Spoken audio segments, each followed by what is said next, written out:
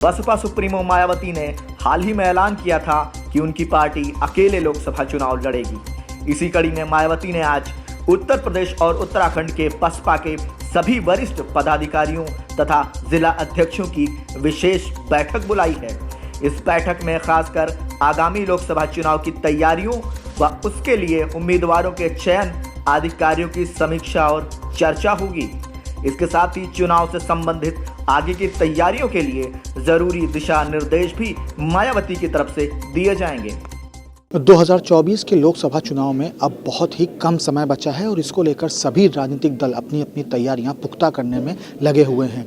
बात करें बसपा सुप्रीमो मायावती की, तो आज मायावती की अध्यक्षता में बसपा कार्यालय में एक बड़ी बैठक होनी है। तस्वीरें मैं आपको दिखाऊंगा कि बसपा के तमाम पदाधिकारी यहाँ पर मौजूद हैं, क्योंकि बसपा सुप्रीमो मायावती आज फीडबैक लेंगी। जो दिशा निर्देश जारी किए गए थे 2024 लोकसभा चुनाव को लेकर, उन पर क्या काम हुआ है, क्या कार्य हुए हैं और इन कार्यों की क्या प्रगति है, इन तमाम मुद्दों पर आज विचार विमर्श होगा। इसके साथ ही बसपा सुप्रीमो मायावती ने साफ तौर पर यह कहा है कि जो आगामी लोकसभा चुनाव है बसपा अपने दम पर लड़ेगी और इसके पीछे की वजह यह है कि जब भी गठबंधन हुआ है बसपा को सिर्फ और सिर्फ नुकसान हुआ है, ऐसा कहना है बसपा सुप्रीमो मायावती का। तो इसलिए जो 2024 का लोकसभा चुनाव है वो कहीं ना कहीं बसपा अपने दम पर लड़ेगी और इसको लेकर तैयारियां क्या हैं, किस तरीके से तैयारियों को प्रगति पर दिखाया जा रहा है, क्या कुछ विचार विमर्श होगा, तमाम आज इस बैठक में चर्चा होगी।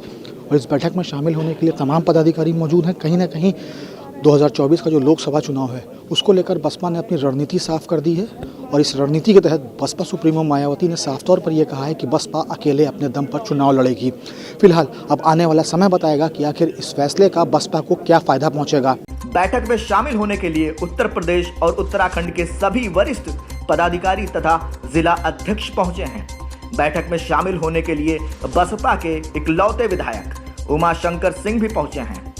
माननीय बहन जी 15 तारीख से लेकर के लगातार कल तक जो है वहाँ पे भी दिल्ली में पूरे यूपी और उत्तराखंड छोड़ करके अन्य राज्यों की मतलब सारा बैठक करके, और उन्होंने क्योंकि अभी बहन जी कल ही लौटी हैं और ये 2 स्टेट का बैठक यहाँ होगी, क्योंकि लोकसभा के चुनाव को देखते हुए इस तरह के बैठक माननीय बहन जी द्वारा आयोजित किया जा रहा है। जो हमारे प्रदेश के जो वरिष्ठ पदाधिकारी हैं और जो जिम्मेदार साथी हैं उनको कुछ आज माननीय बहन जी दिशा निर्देश देंगी। जैसा दिशा निर्देश मिलेगा आपको फिर हम जो है मीटिंग के उपरांत अवगत करा। अभी तो देखिए, अभी तो दूसरे मोर्चा कहाँ बना। अभी आपने देखा कल, अभी आप ही लोगों ने दिखाया कल कि अभी मान लीजिए कि कल समाजवादी पार्टी और आरएलडी का गठबंधन हो गया।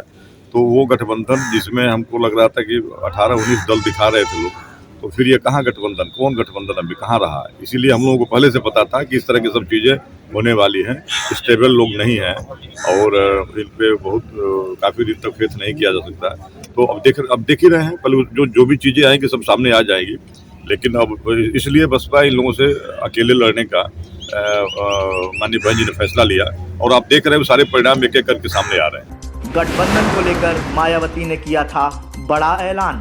अपने जन्मदिन के मौके पर मायावती ने कहा था कि गठबंधन करने से हमारा वोट प्रतिशत भी घट जाता है और अन्य दलों को इसका फायदा होता है। इसलिए अधिकांश पार्टी बसपा से गठबंधन कर चुनाव लड़ना चाहती हैं।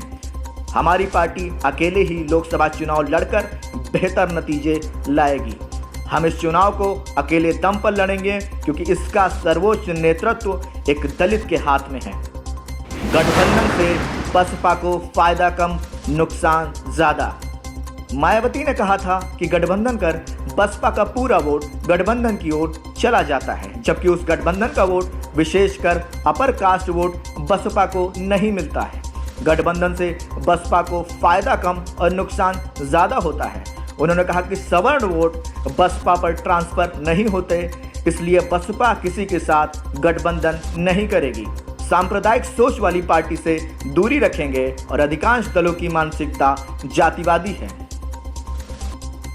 ब्यूरो रिपोर्ट, संदेश वाहक।